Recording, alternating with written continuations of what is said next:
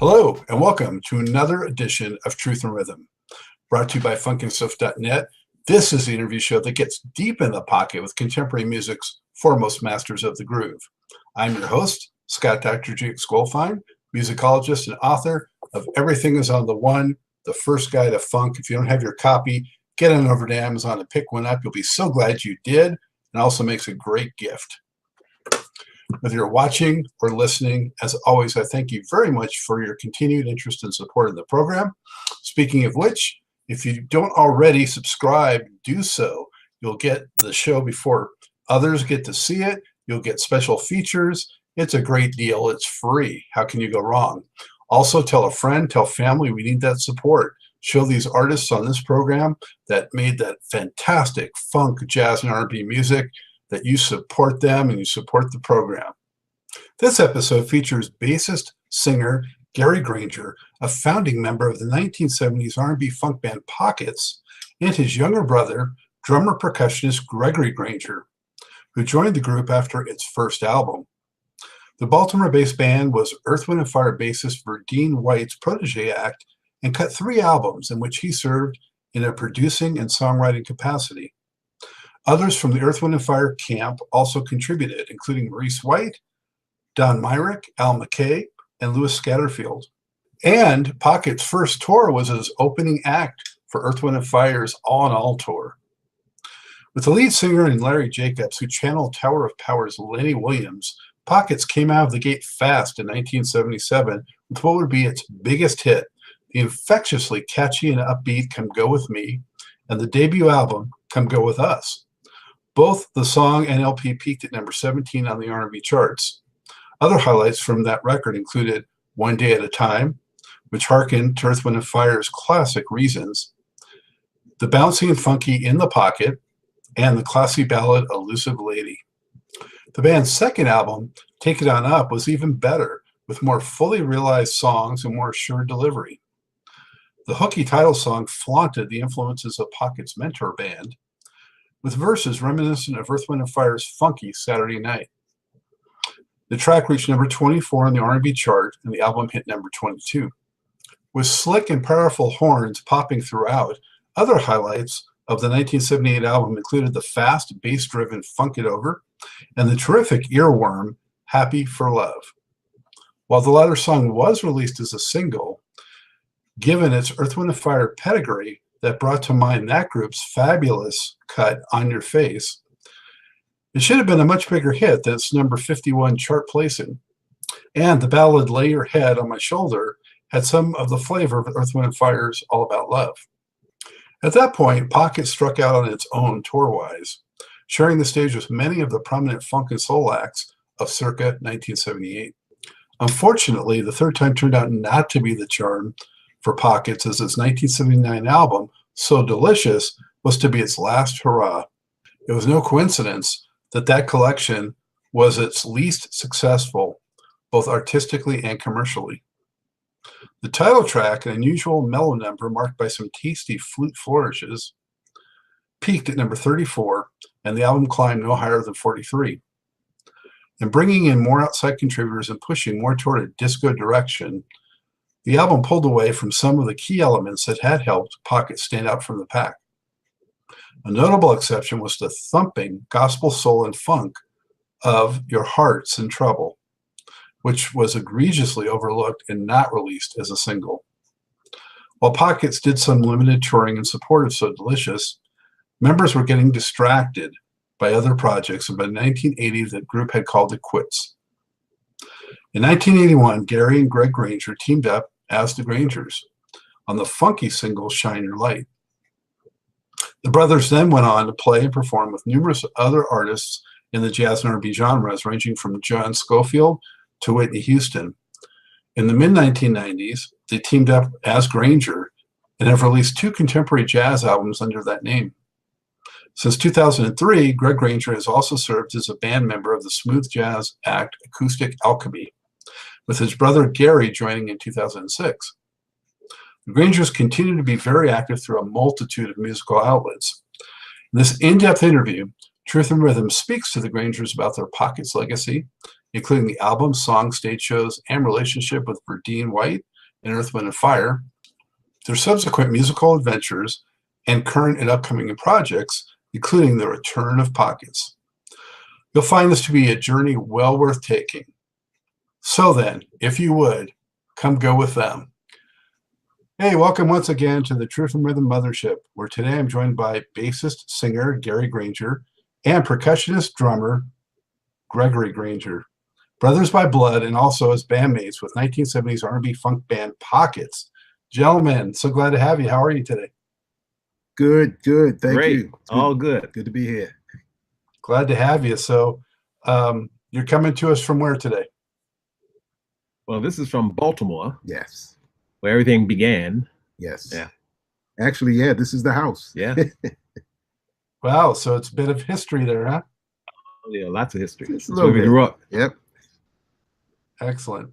So, it's great to have you on the show. Been a fan since, the late 70s when you got started. And, you guys have got into a lot of other stuff since then. But, going way back to the classic stuff you did in the 70s, it stands the test of time. So great to have you on the show. Good to be here. Thank you. Going to test your memory banks. Hopefully, Let's see what happens. Okay. between the two of you, we'll get, a story that makes sense. So, but for the viewers at home, please identify who's who. Okay. The hat, brown hat. This is Gary Grainger. I'm the bassist. Okay, and the Baltimore Ravens cap right here, I'm Gregory Grainger. They call me Greg. I play drums and I play percussion. Apologies about the Chargers, but they're out of it too now. Exactly. They got what they should have gotten. All right. Well, I'm a Cowboys fan, so next year for us too. Yeah. Ooh. I was rooting for you as well, so I'm sorry to hear that. Yeah. Guys, tell me what it was like when you were growing up. When did you first get into music? What was it like in the Grainger household? Was it musical? How did all that get started? Yeah, it was basically musical. Our father really got us all started. He played trumpet, but because we had 6 kids, so he couldn't do it professionally. He had to go out and work for the 6 kids in the family and everything. But he made everybody take piano lessons in the beginning. So we all took piano, but we all went to our own individual instruments by choice. It was our choice. He had a lot of instruments here at home. He introduced us to a lot of different instruments. And with mine being the bass player, he came in from work one time with an old St. George bass that I gravitated to. And Mom said I just took it down to the basement and just stayed down there and played with it forever. So, and Greg, your story was with seeing us play, Right.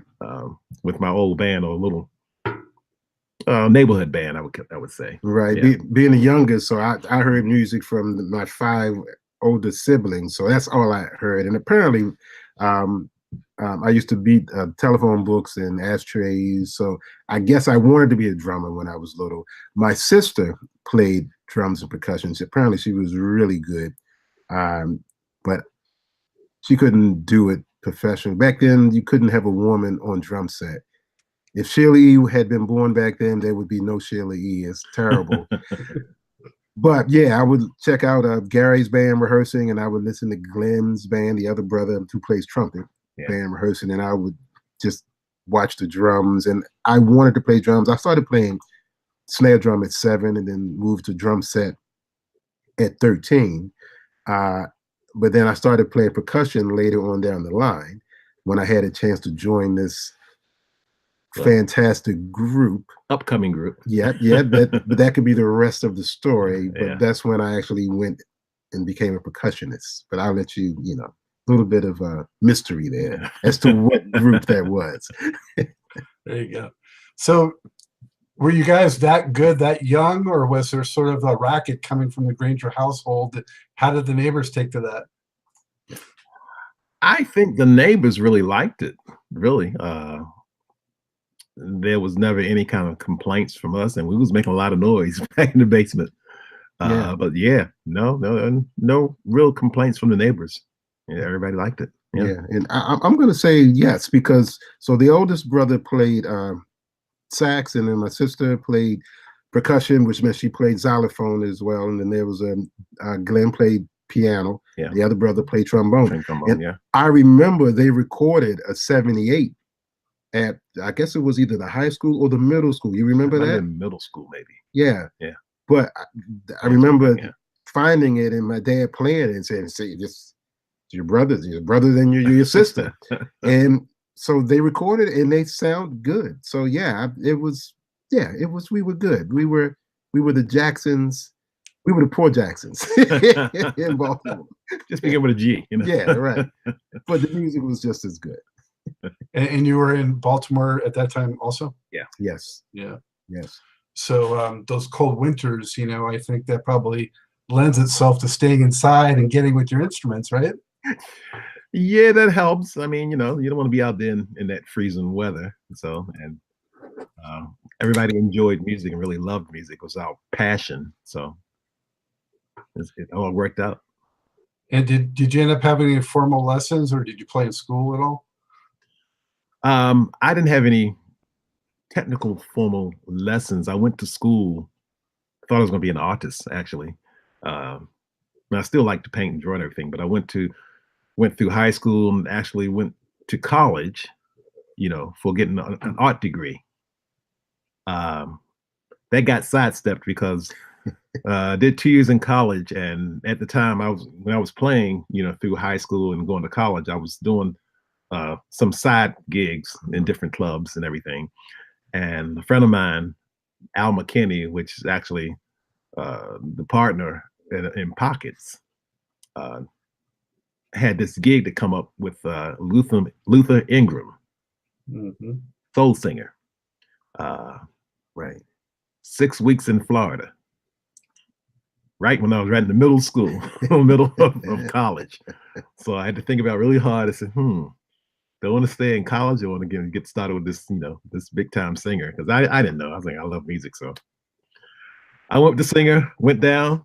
My parents was very upset that I left school. I remember that conversation. But I went ahead with it, and my father said, "Okay, you made your decision, so I hope it all works out," and it did. So that's later on in the story, as Greg said. Yeah. And Greg, nothing else, it was a lot warmer, right? Yeah, it was. I had some formal training. I went to Peabody Conservatory, got a scholarship there. And like I said, I was really heavy on snare drums or rudiments and reading and everything. And when I started playing drum set, that's when I went to Peabody. So yeah, I had some training there as well, as far as drum set playing and reading drum set music. Taught myself percussion. I actually got together with a few really good percussionists in the area, and they showed me a few things to work on, and I just practiced really hard at it. But I remember that conversation between mom and dad. I remember, I don't want him to quit school. Oh, Annie, that's what he wants to do, So I just remember that conversation. Yeah. Which of you are older? I'm older. So he kind of made it possibly easier for you down the line to do something similar. He made it easier because Glenn actually did it first. Yeah, one above me. The one who plays trumpet. Okay. And I'll just say that he was a true musician, as Lonnie Liston Smith likes to say. He's a true musician. So when Gary did it, Gary was a very conscientious, smart musician. So, when I decided to do it, it was like, well, he's either going to be like Gary or he's going to be like Glenn. We think he's going to be like Gary. So, yeah. So, yeah, it worked out. Everything worked out. So when the two of you were, in your formative years musically, let's say in your teens or, mid to late teens, and you were starting to play more and more and get deeper into music, who are some of the artists or bands that you really gravitated towards and looked up to and wanted to emulate? Well, for myself, I would say when I was going downstairs in the basement and turning on the radio and trying to learn to play lines that I heard on the radio. It's called the R&B station, and at that time was heavily in the Motown, James Brown, Sly Family Stones, Stevie Wonder, all that stuff was kind of what I was listening to all the time. And I'm self-taught, so that's what I gravitated to. As far as bass heroes, I would say my first bass hero is probably Larry Graham from Sly and Family Stones, because he came up with that slap sound that I had to figure out how he was doing it until I saw him live. I had no clue. You're like, aha. Yeah, I didn't know. I was trying to do it just hitting my finger on it, just doing it that way. I didn't know he was using his thumb. So yeah, that was a eye opener. But yeah, I would say Larry Graham, and then it went on from there to a lot of different bass players that I enjoyed listening to. Yeah, you came up at a great time. Yeah, I guess out of 6, I heard a lot of what was being played by my older brothers and my sister. So Sly, I heard someone apparently liked Led Zeppelin, because I can remember Led Zeppelin. I didn't know I liked Led Zeppelin until I joined Acoustic Alchemy, and I was talking to the tour manager, and we were talking about rock, and he said, "So what are some of the rock bands you like?" I said, "I don't know if I like rock, but I like this song that goes da da da da da da." He said, "Oh, that's Led Zeppelin." I said, "I like this one that goes da da da da da." He said, "Oh, that's Led Zeppelin." Led Zeppelin. So I realized that I did like Led Zeppelin. And Weather Report, I heard a lot of Weather Report. Somebody started listening, whether that was you or Glenn. That was it might have been me. Yeah, because I was getting into a jazz phase at that time, listening to a whole bunch of jazz music. Yeah, so I kind of, hand-me-down clothes. I kind of got caught in the hand-me-down music, and that's what I kind of gravitated towards. Drummers, of course, most drummers start off liking what I call the chop drummers. Like, come on, Billy Cobham is wonderful. Tony Williams, cats like that. Jack DeJohnette, Buddy Rich. Yeah. Gene Krupa. Yeah, Gene Krupa. Yeah. Gene Krupa. Yeah. Because even then, I kind of still gravitated more towards the groove. And once I realized that I really like the feeling of the groove, like the Steve Gadd drummers, or the Harvey Masons and the Bernard Purdys. Who was Toto's drummer? I forget his name. Jeff Porcaro. Yeah. So I kind of started gravitating towards that type of sound, drummer wise, but all of them were influences in a lot of different ways. So what professional or semi-professional experiences did each of you have, leading up to the formation of Pockets? Well, that neighborhood band that I said that Greg used to listen to, that band was called Charlie and Company. Charles Williams, trumpet player. We kind of grew up together here out in Cherry Hill, and had that little neighborhood group. I used to take the bass, get on the bus with the ironing board case, put the bass inside the ironing board case, and catch the bus up to rehearsals, to churches and schools and all kind of stuff like that. Right. So eventually that particular band, we did parties, private parties, little small clubs, some little small things, proms and things like that.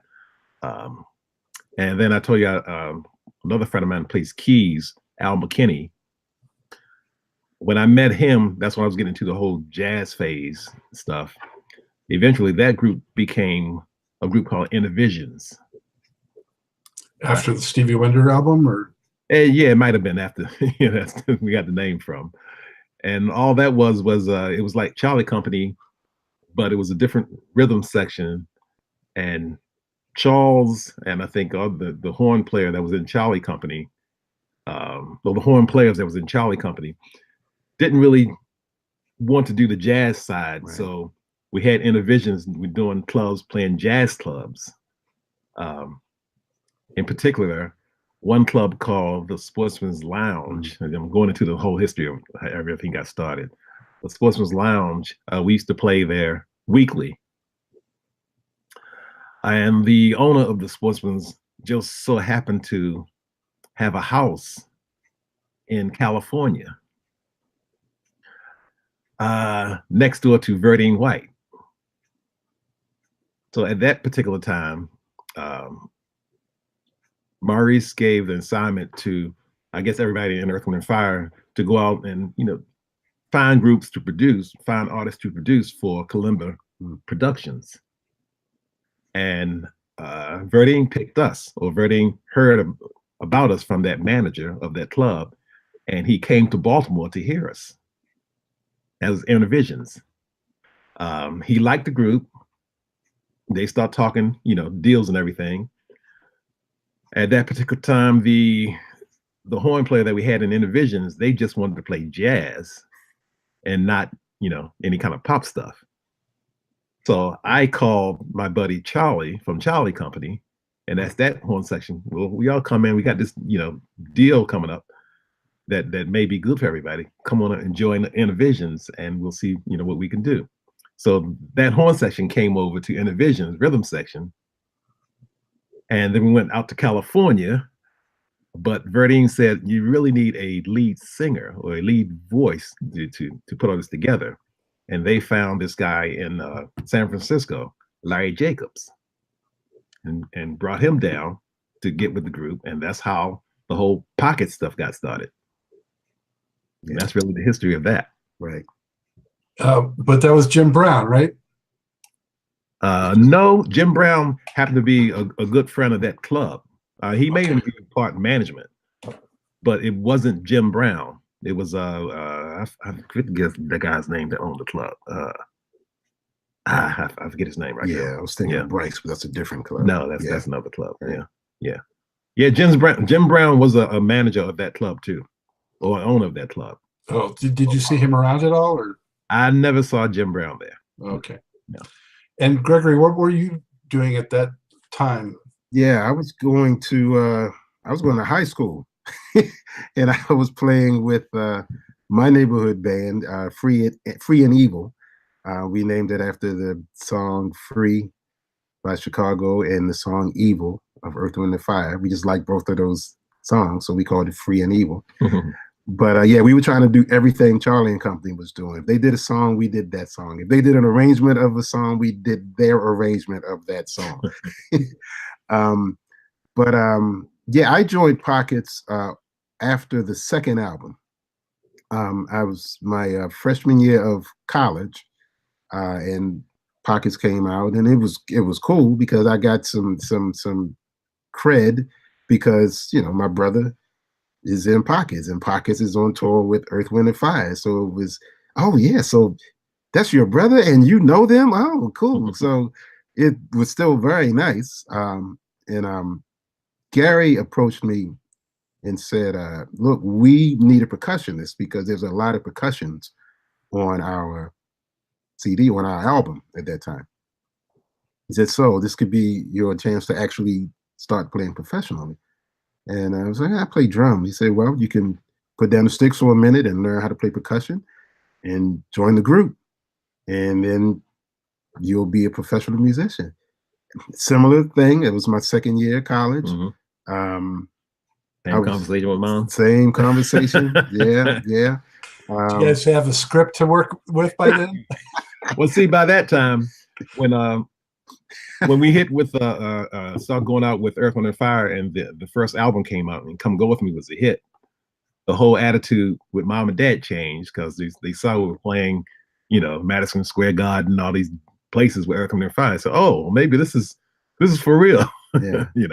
Well, it may have been a little easier for you. It was easier, for that reason. And then in my brain, I'm thinking, well, yeah, they're out with Earth, Wind and Fire, so I'll be rich in 3 years. Yeah. And if I want to, go to, because I really wanted to go to Berkeley. I was going to Morgan for music education. I really wanted to study music performance. I said, well, I'll make all my money and I'll go to Berkeley for music performance, in between the tours. So it just made sense. Yeah, it made sense. Yeah. So I became the percussionist. George Gray, who was the drummer for Pockets, everybody was really good friends. So from time to time, George would allow me to play, I think it was the encore tune on drums. So I still had a chance to play drums, and I actually did one song. He let me do a song on the third album called Why'd You Do That? Yeah. So it was cool. Plus percussion, playing percussion, actually, it helped my approach as far as playing drums are concerned. I started listening differently. So musically, it helped with my growth. So I'm glad I did it. Plus, I got into the business. Yeah. So it was good. Win-win-win. Yeah. I'm going to pick Gary's brain a little bit more here for the first record, then we'll get caught up on the second one.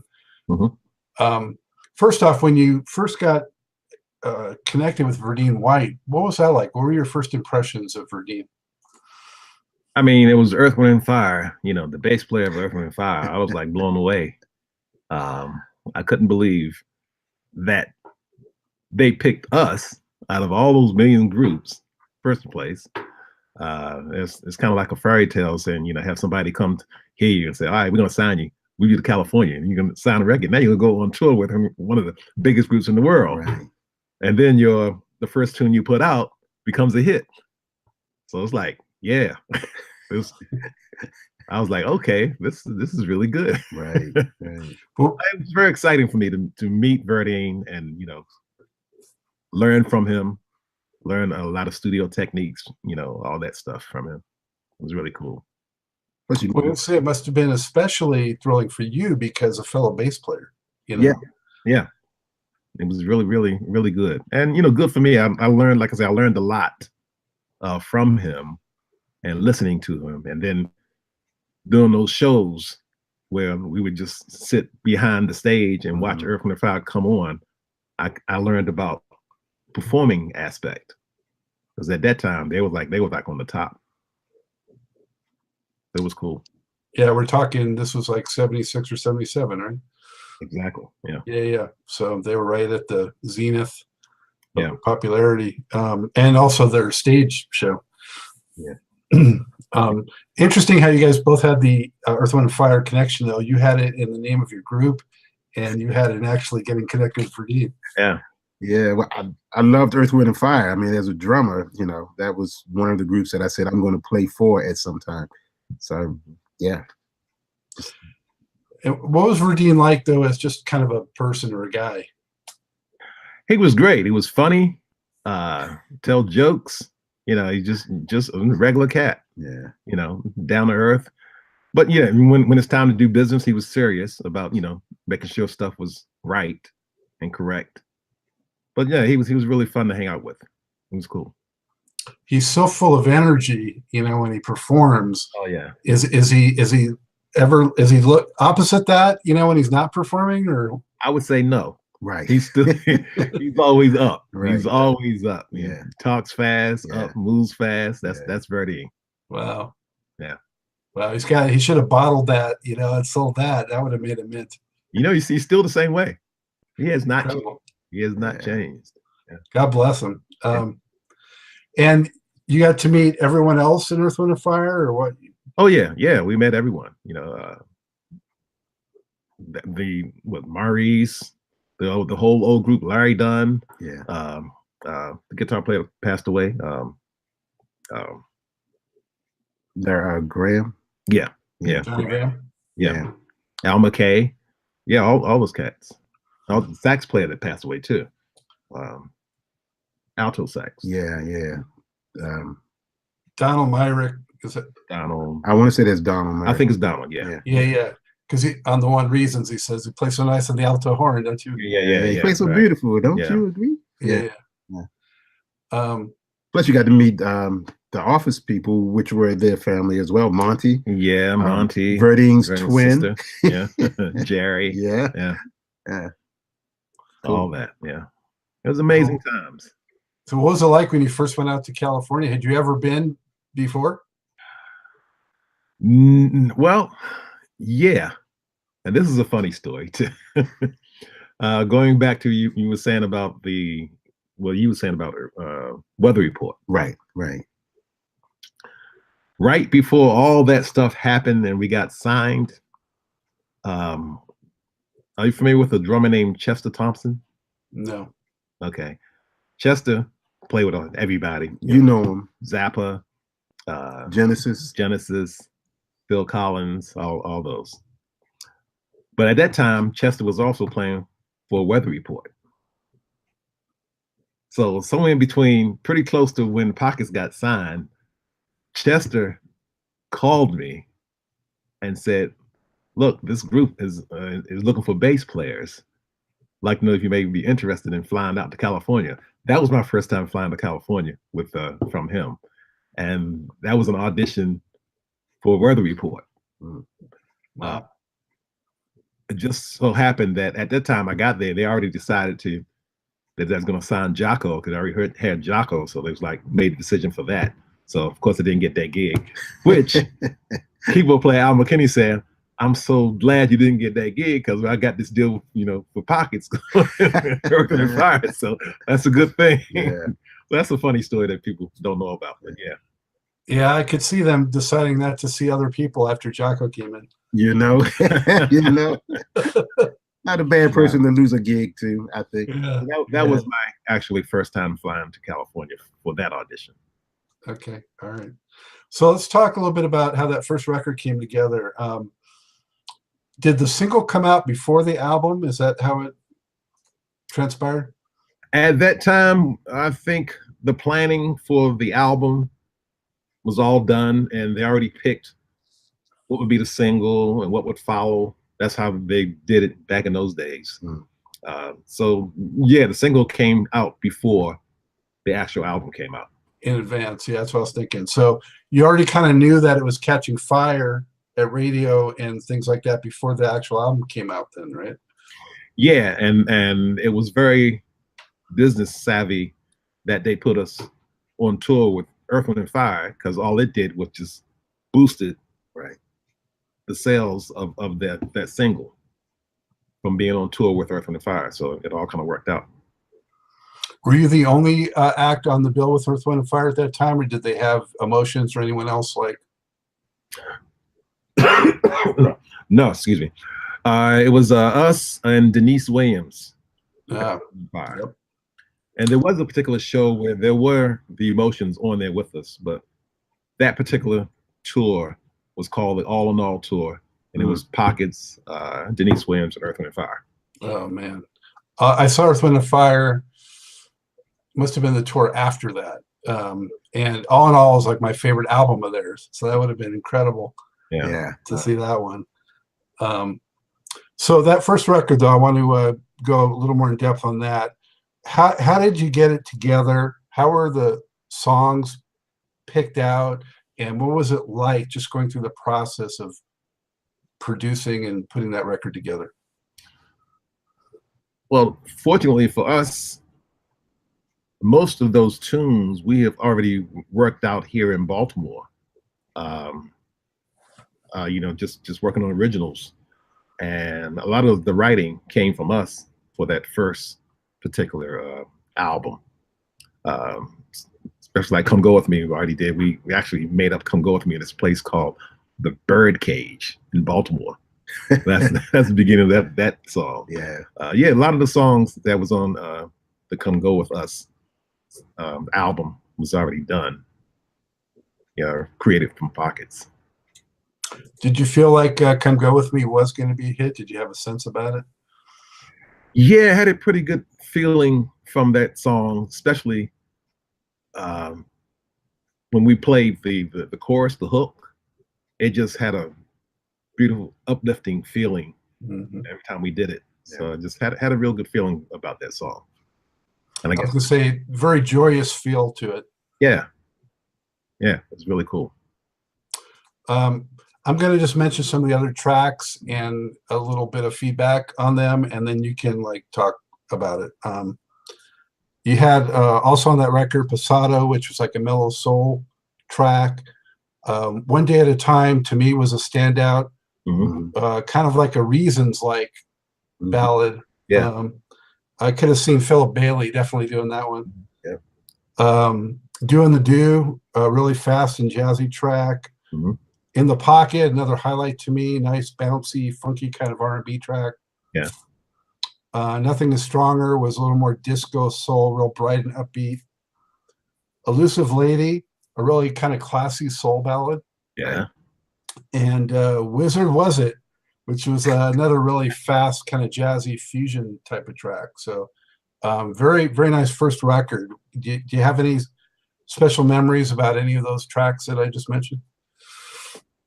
During that time, I would have to say, yeah, I was really just concentrating on trying to learn how to play bass better. And I guess the Wizard Was It, which was a conversation that I created. I was kind of getting my influence from the whole Weather Report side. And that's kind of where that came from. A lot of the other songs, like Pasado, is actually a song from the 5 Stair Steps that we got from them, and we re-recorded it because really loved their sound. Other than that, it was just, I remember creating those songs with the band. It was very uplifting, collaborating with everybody all together back in those days. Al McKinney, keyboardist, really learned a lot from him too. Yeah, as far as like the making of music. He was the one that really said that, look, back in Innovisions, you really need to start recording your own stuff instead of playing everybody else's stuff, because that's really the only way you're gonna make it. And that's why we started recording our own stuff, really. Yeah, it was cool. From the side of not being in Pockets yet, but everybody telling me about, oh man, your brother's group sounds great. We heard the single on the radio, but then I was still with Free and Evil, some of the guys, and so we played the Wizard Was It track. And it was like, oh yeah, we had to learn this. Listen to this, man. Listen to these horn lines. Yeah, so it was inspiring for me just to hear stuff that I knew that they were working on, and then to actually hear it on the record and to hear it on the radio was a big deal as well. Yeah. The singer Jacobs, right? Larry Jacobs. Yeah. I don't know if you picked up on this or it's just me, but I felt like a little bit of like Lenny Williams' Tower of Power kind of feel to his vibe. Yeah, exactly. Yeah. Very unique voice. Yeah. You're not alone. A lot of people have to say that about Larry and Lenny. Yep. Okay. Well, there you go. So that song, Come Go With Me, got up to number 17 on the chart. And I think the album also got to 17. So that's kind of interesting. The way that turned out. And what was Verdine White like as a producer? Really serious, but fun. Stuff in the studio never got heavy, We would just go through the tracks. If someone would like miss something, I mean, back in those days, you had to really go in. If you mess up, you got to re-record it. It ain't like you can do it with the computers these days. So yeah. No, he was really fun, light, but serious, about getting the business done, keeping to the time schedule, but never really heavily on you about anything, if that makes sense. That makes sense. Yeah. That makes a lot of sense. Yeah. Did he actually ever demonstrate anything like take the bass and say, I like this here, and then give it back to you?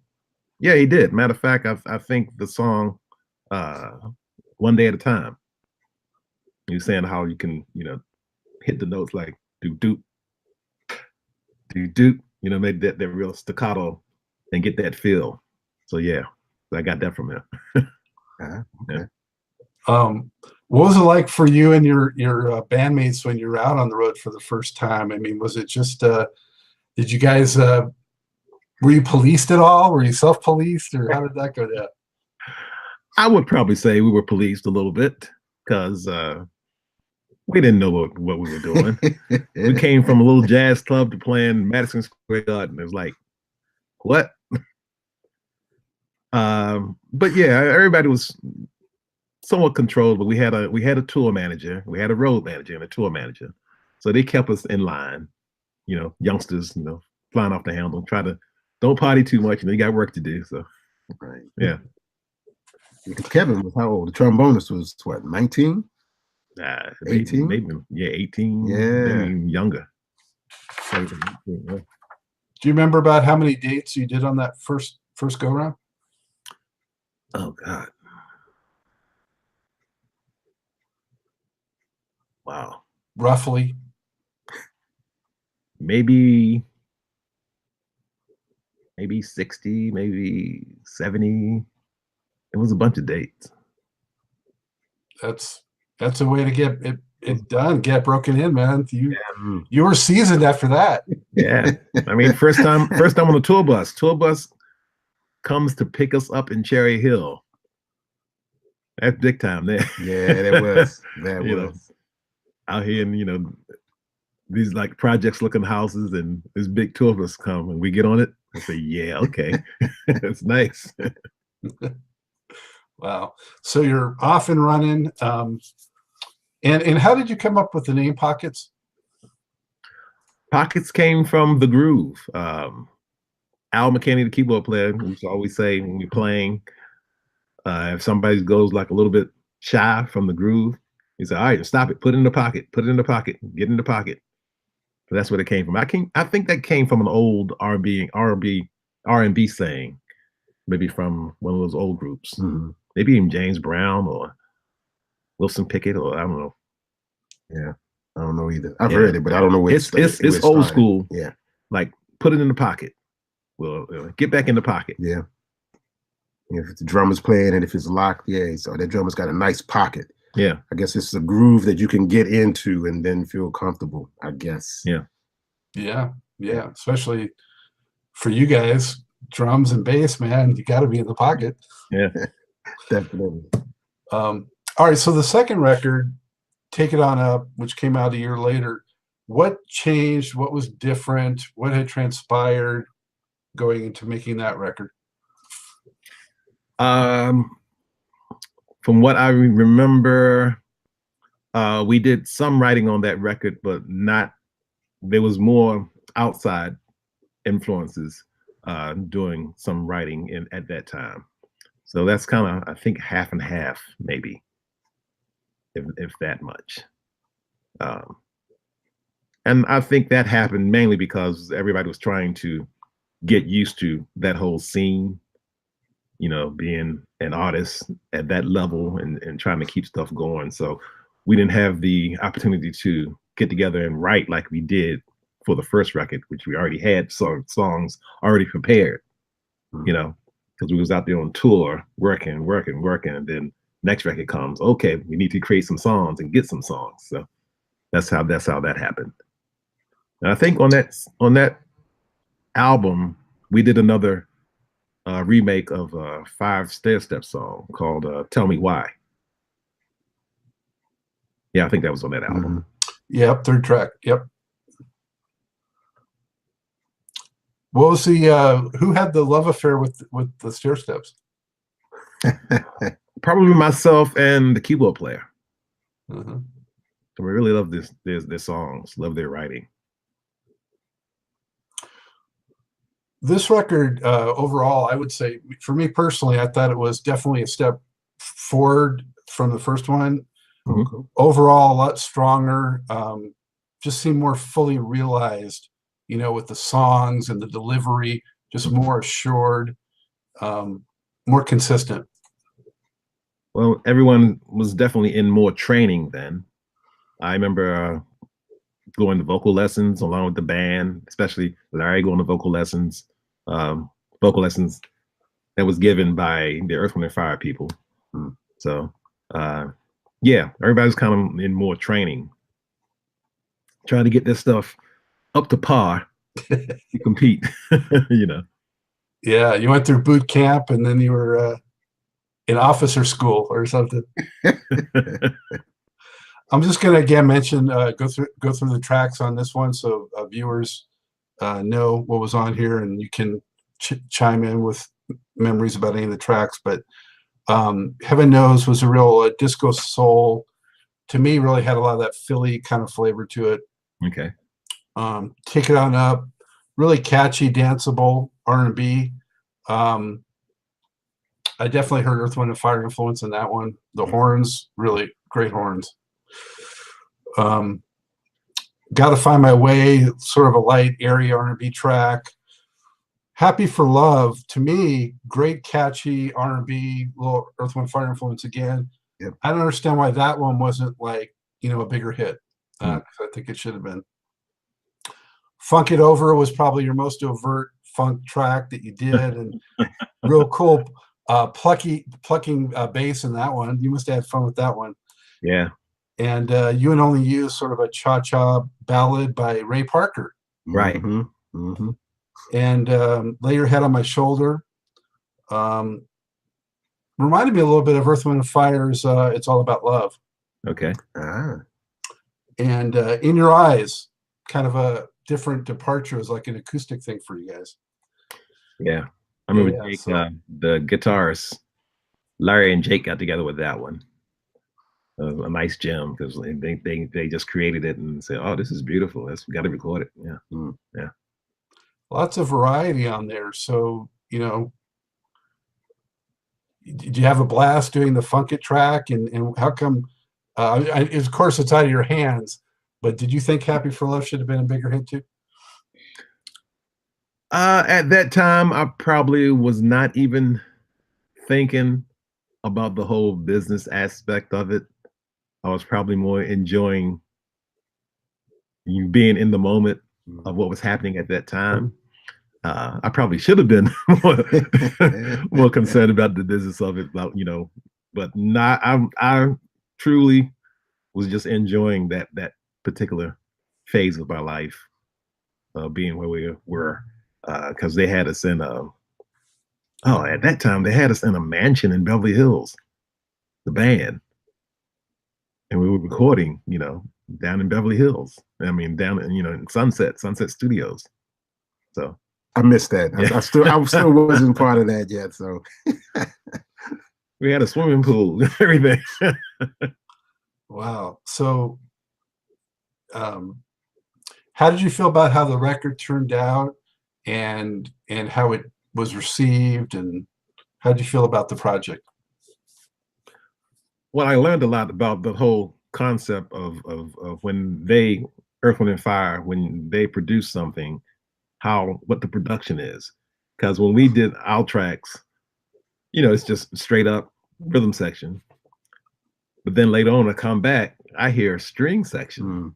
And so, oh, okay, we got a horn section, and the horn section is being supported by some other horns. I said, oh, okay, this is getting bigger. So yeah, I learned. I didn't know about that before I got with them, so that taught me a lot about how to produce that particular sound and what it takes. So that was a good learning experience. Mm. And it sounded amazing, sounded big. Yeah. So they were layering a lot of stuff in there. Yeah. Yeah, which they were so great at. Yep.